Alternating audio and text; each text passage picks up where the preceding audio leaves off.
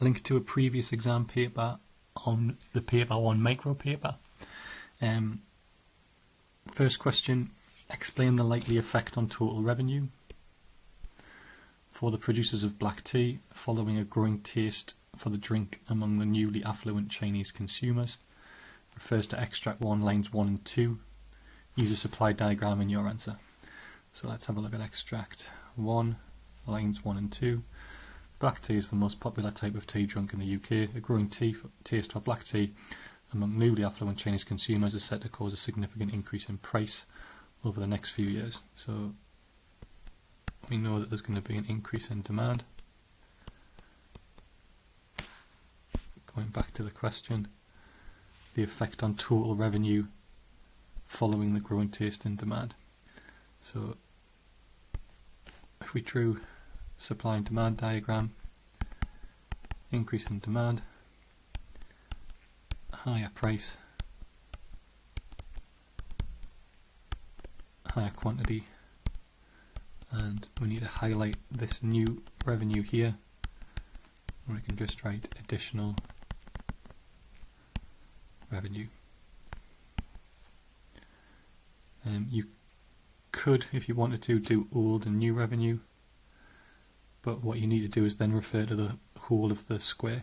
So if you're going to do, if that's the way you do it, 1, 2, 3, 4, that's the new revenue, 5, 6, 7, so 1, 5, 6, 7 is the old revenue, 1, 2, 3, 4 is the new.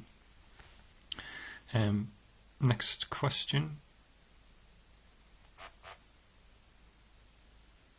was reference to extract 1 figure 2 and your own knowledge. Discuss, so an evaluative question, whether the world's supply of black tea is likely to be price elastic or price inelastic. So we need to try and find some reasons why both of those things could be justified. If you look at figure 2 to start with, you've got different countries, so there are some significant producers in terms of India, and India has a large production capacity. You've also got a large number of different producers here globally. So you could say that if there is spare capacity in these countries, then it's likely that the price elasticity of supply could be elastic. And by spare capacity, it's probably either spare land or so on. However, when you look at the second paragraph, not the last paragraph, higher prices are inevitable because the world's black tea producers are struggling to meet rising demand. So it actually implies here that it's likely to be inelastic. India and Sri Lanka have no extra land, so actually there isn't any spare capacity, and they are India is at least the biggest and Sri Lanka is the second biggest. So in terms of evaluation, you can evaluate and make a judgment to say that they are the two biggest. So in terms of size, they would have the most impact on whether or not tea production is elastic or inelastic. It says here that you need a large amount of specific land, but it's difficult to find, so it's unlikely. But it says some land is available in Rwanda and Vietnam, but this takes time to develop. Tea bushes can only be harvested 6 years after they are planted. So you can say that in the short term, tea is highly likely to be inelastic. But in the longer term, after 6 years, then it might become elastic again because there'll be new land developed in those countries that could produce tea. Okay, and just one last key thing for that question is to say the world supply. So if you just mention one country, you're not accurately answering the question. The last question says, with reference to extract 2, evaluate the possible private benefits and external benefits from consumer switching from coffee to tea. Illustrate your answer with an appropriate diagram. So evaluate, we know it's going to be a two-sided question. Private benefits and external benefits, so we know it's talking about positive externalities here. And it does say answer with appropriate diagram. So the appropriate diagram here there's going to be a positive externality. But with an evaluation question, we might be looking for whether or not this is truly a positive externality. So if we quickly look at extract 2, drinking at least 3 cups of black tea may lower an individual's risk of cardiovascular disease and diabetes, according to new research. So there we've got the private benefits. If you consume tea, you get benefits to yourself. Black tea contains antioxidants, which protect the heart and blood vessels, reducing high pressure, so the health benefits, leading to greater productivity in the workplace. So now we have the external benefit, because it not just benefits the individual's health, but it benefits businesses who are the third party. A cup of tea contains half the level of caffeine, which is harmful in large quantities when compared to a cup of coffee. So actually, caffeine itself, even though it's just halved in tea, it's still harmful. So there is a benefit of drinking tea, but there's also a cost, and even though it's less than coffee, there's still a cost there.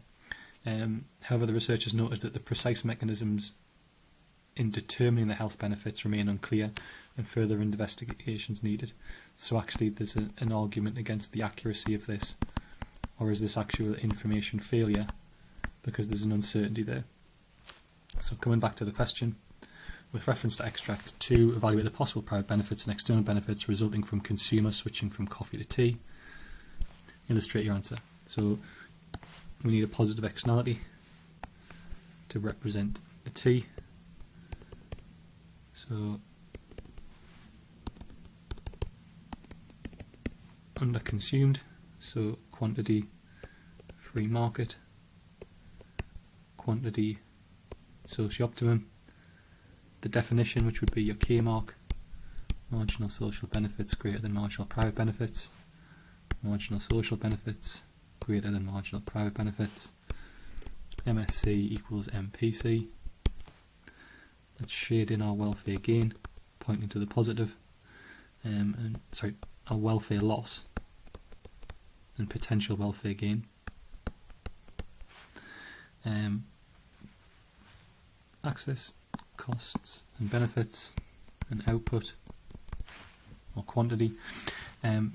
We've got our application, so we mentioned that the private benefits were health to the individual, the external benefits were productivity and therefore profits to a business. In terms of why it might not, so you've got just an application as well in here somewhere, that if people, it's from the drinking of the tea, and maybe the antioxidants if you want to be specific, but there is still caffeine, which creates private costs, so it's harmful to the health. So you could, if you wanted to do the opposite side, is that there may be a negative externality in terms of the cost to the individual, social cost greater than private cost, and potentially a cost to the rest of the economy if it affects people's health. Now, the link there would be potentially if you currently drunk 5 cups of coffee and then you started drinking tea and you drink 15 cups of tea, effectively you're drinking more caffeine than you did beforehand, because it's half the level. So it then becomes an it depends upon point of how much tea you drink. So a small amount of tea, the benefits will outweigh the costs, but a large amount of tea, the costs will likely outweigh the benefits. And then the other way you can evaluate that question is to that last paragraph there, which was about the uncertainties. There's maybe information failures here. Potentially the benefits might not be as great as we think, because there's still investigating or determining what those health benefits are.